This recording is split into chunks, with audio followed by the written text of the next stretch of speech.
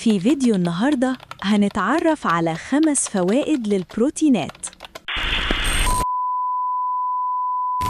العنصر الغذائي اللي جسمك ما يقدرش يعيش من غيره، واللي ناس كتير فاكرة إنه بس للعضلات، لكن الحقيقة إن البروتين داخل في كل خلية، كل حركة، وكل وظيفة حيوية في جسمك، من أول القوة لحد المناعة والتركيز والشكل العام.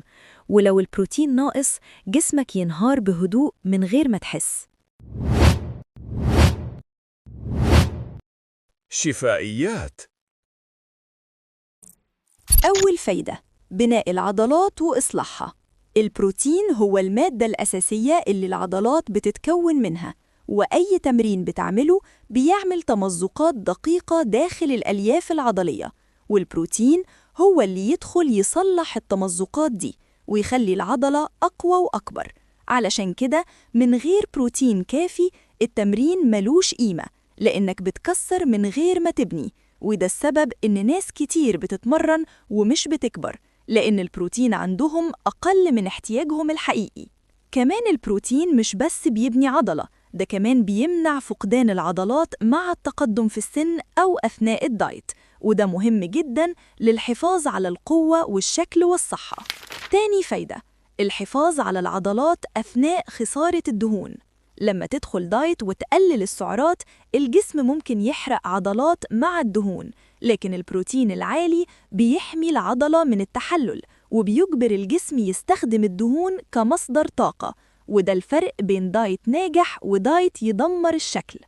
البروتين كمان بيقلل الجوع وبيخليك شبعان فترة أطول، وده يخليك تكمل الدايت من غير تعب نفسي ولا نوبات جوع. ثالث فايدة: تقوية جهاز المناعة. كل الأجسام المضادة اللي بتحارب الفيروسات والبكتيريا معمولة من بروتين، وكل إنزيمات الدفاع في جسمك بروتين، يعني لو البروتين ناقص المناعة بتضعف حتى لو بتاخد فيتامينات. علشان كده الناس اللي أكلها فقير في البروتين بتتعب أسرع وبتاخد وقت أطول في الشفاء.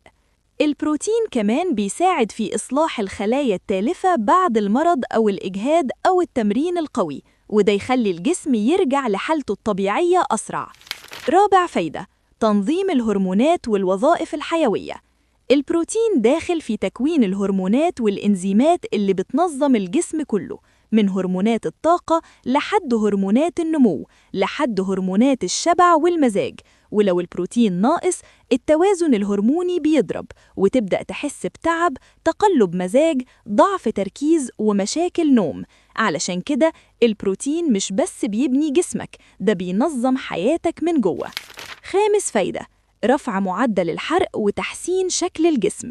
البروتين بيحتاج طاقة أكبر علشان يتهضم، يعني جسمك بيحرق سعرات أكتر وهو بيهضم البروتين مقارنة بالكارب والدهون، وده معناه إنك بتحرق أكتر من غير مجهود إضافي. كمان البروتين بيساعد على شد الجسم، تحسين شكل العضلات وتقليل الترهل، وده يفرق جداً في الشكل النهائي حتى لو الوزن ما تغيرش. دلوقتي بعد ما عرفنا نقدر نقول إن البروتينات ليها 5 فوايد أساسية ما ينفعش جسمك يستغنى عنهم. أولهم بناء العضلات وإصلاحها بعد أي مجهود أو تمرين، وتانيهم الحفاظ على العضلات أثناء الدايت ومنع فقدان القوة، وتالتهم تقوية جهاز المناعة وحماية الجسم من الأمراض، ورابعهم تنظيم الهرمونات والوظائف الحيوية اللي بتتحكم في الطاقة والمزاج والتركيز، وأخامسهم رفع معدل الحرق وتحسين شكل الجسم وشده. يعني باختصار البروتين مش بس بيكبر عضلاتك، البروتين بيقوي جسمك من جوه وبيخليك أكتر نشاطاً وأكتر صحة وأكتر ثبات في أي هدف بتسعاله. لو استفدت من الفيديو اعمل لايك علشان المحتوى يوصل لناس أكتر، واشترك في القناة علشان يوصلك كل جديد عن التغذية والتمرين، واكتب لي في الكومنت تحب الفيديو الجاي يكون عن إيه، لأن اللي جاي أقوى.